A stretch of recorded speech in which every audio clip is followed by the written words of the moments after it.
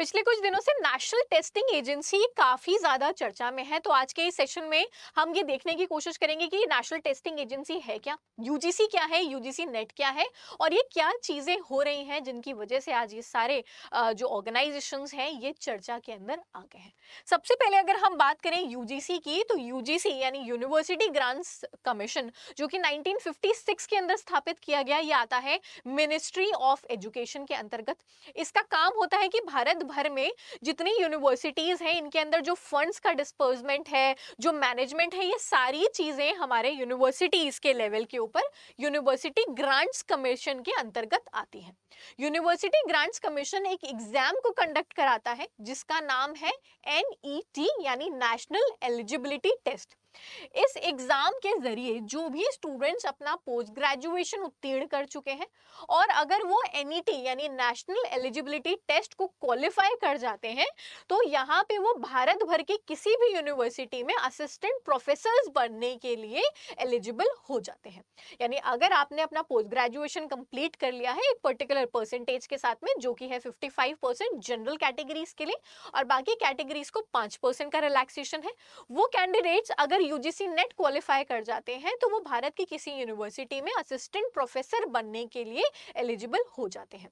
इस एग्जाम को कंडक्ट कराने, ये एग्जाम जो है आपका, जिसको आप नेशनल एलिजिबिलिटी टेस्ट करार देते हैं, ये ना कि केवल असिस्टेंट प्रोफेसर्स की एलिजिबिलिटी है, साथ ही साथ अगर इस एग्जामिनेशन में किसी स्टूडेंट ने जेआरएफ क्वालिफाई किया है, जिसका कट ऑफ आपके नेट के कट ऑफ से यानी असिस्टेंट प्रोफेसर के कट ऑफ से थोड़ा सा ऊपर जाता है, उन स्टूडेंट्स को पीएचडी के दौरान पूरे 5 वर्षों के लिए स्कॉलरशिप दी जाती है, जहां पे पहले के 2 साल आपको जेआरएफ मिलता है 37,000 के आसपास जो आपका रहता है, और आखिरी के जो 3 साल है उसमें आपको सीनियर रिसर्च फेलो की तरफ से फंड्स मिले जाते हैं, जहां पे पर मंथ आपको एक पर्टिकुलर अमाउंट मिलता है।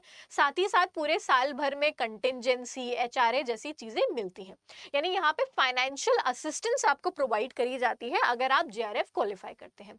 इस बार यानी जून 2024 से इस एनईटी के एग्जामिनेशन को असिस्टेंट प्रोफेसर और जेआरएफ के अलावा एक और 3 चीज के लिए एलिजिबल माना गया।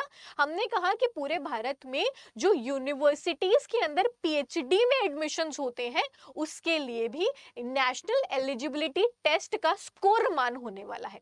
यानी इस बार से हमारे पास में 3 कट ऑफ्स आने वाले थे इस एग्जामिनेशन में, जहां पे आपके पास में जो लोग एक पर्टिकुलर कट ऑफ को पार करते हैं वो पीएचडी के लिए एलिजिबल होते, उससे ऊपर वाले कट ऑफ को पार करते हैं तो वो पीएचडी के साथ साथ असिस्टेंट प्रोफेसर के लिए एलिजिबल हो जाते, और जो सबसे टॉप वाले कट ऑफ को पार करता वो पीएचडी, असिस्टेंट प्रोफेसर और जूनियर रिसर्च फेलो तीनों के लिए एलिजिबल हो जाता है। यानी वो असिस्टेंट प्रोफेसर के लिए अप्लाई कर सकता था, पीएचडी में एनरोलमेंट ले सकता था, साथ ही साथ पूरे 5 वर्षों तक उसको स्कॉलरशिप भी प्रोवाइड करी जाती। अब नेशनल एलिजिबिलिटी एग्जामिनेशन जो कि यूजीसी के द्वारा कंडक्ट किया जाता है, पहले इस एग्जामिनेशन को कंडक्ट करने के लिए, या आप कह सकते हैं एक थर्ड पार्टी ऑर्गेनाइजेशन जो थी वो था सीबीएसई। जुलाई 2018 तक यूजीसी नेट को सीबीएसई के द्वारा कंडक्ट किया जाता था। फिर हमने नेशनल टेस्टिंग एजेंसी, जिसके चेयरमैन प्रदीप कुमार जोशी जी हैं, इनको ये जिम्मेदारी सौंपी। दिसंबर 2018 से लेके अभी तक जो यूजीसी नेट का एग्जामिनेशन है वो नेशनल टेस्टिंग एजेंसी के द्वारा कंडक्ट किया जा रहा है। नेशनल टेस्टिंग एजेंसी इसके अलावा भी बहुत सारे एग्जामिनेशंस को कंडक्ट करती है, जैसे सीएसआईआर नेट है, जेई मेंस है, नीट यूजी है, सीमैट है, सीयूईटी है, जीपैट है। इसके अलावा भी बहुत सारे एग्जामिनेशंस हैं जो नेशनल टेस्टिंग एजेंसी हमारे लिए कंडक्ट करती है। अब आखिर ये जो ऑर्गेनाइजेशन है, ये जो एक ऑटोनॉमस बॉडी है मिनिस्ट्री ऑफ एजुकेशन के अंतर्गत नेशनल टेस्टिंग एजेंसी, ये चर्चा में इसलिए है, कंट्रोवर्सीज हुई हैं बहुत सारी।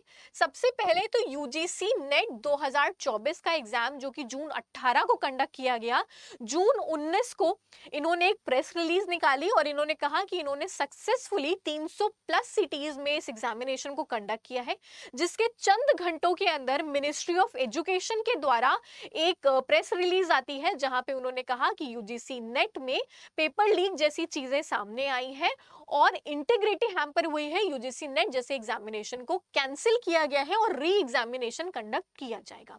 इसी के जस्ट पहले अभी आप कह सकते हैं 2024 में ही नीट के पेपर लीक का स्कैम भी सामने आ रहा था, जहां पे बहुत सारे बच्चों की ओएमआर शीट चेंज हुई, बहुत सारे बच्चों के स्कोर्स के अंदर मैनिपुलेशन किया गया। तो ये वाला स्कैम भी अभी चर्चा में चल रहा है।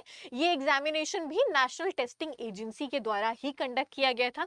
इसके पहले 2024 में जो जेई मेंस का एग्जामिनेशन था उसके अंदर भी कुछ डिस्क्रिपेंसीज थी। साथ ही साथ जेई मेंस का जो 2022 का एग्जामिनेशन था उसमें भी बहुत सारी चीजें डिस्क्रिपेंसीज नोट करी गई, जिसके लिए बहुत सारे आरटीआईज भी फाइल हुए थे, जहां पे बहुत सारे स्टूडेंट्स ने ये क्लेम किया कि फर्स्ट और second day there were a lot of students giving the examination, cut offs में बहुत ज्यादा वेरिएशंस देखने को मिली, बहुत सारी डिस्क्रिपेंसीज यहाँ पे रिपोर्ट हुई।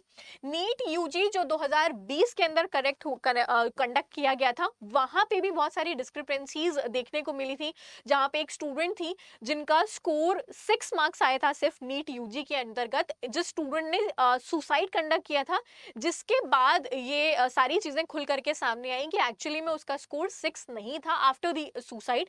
तो एक ये वाला स्कैम हुआ था। देन जेई मेन में आसाम टॉपर स्कैम भी हमारे सामने 2018 के अंतर्गत देखने को मिला, जहां पे एक कैंडिडेट जो कि आसाम से टॉपर डिक्लेयर किए गए थे, जिनके 99.8 समथिंग परसेंटाइल आए थे, जहां पे बहुत सारे लोगों को गिरफ्तार भी किया गया था।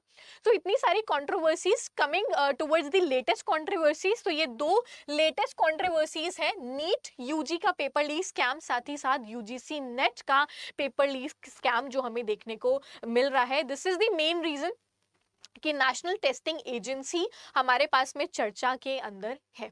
सो होपफुली एक ब्रीफ आइडिया मिला होगा आपको कि यूजीसी क्या है, यूजीसी नेट क्या है, और क्यों आखिर नेशनल टेस्टिंग एजेंसी आजकल हमारे पास में चर्चा के अंदर है।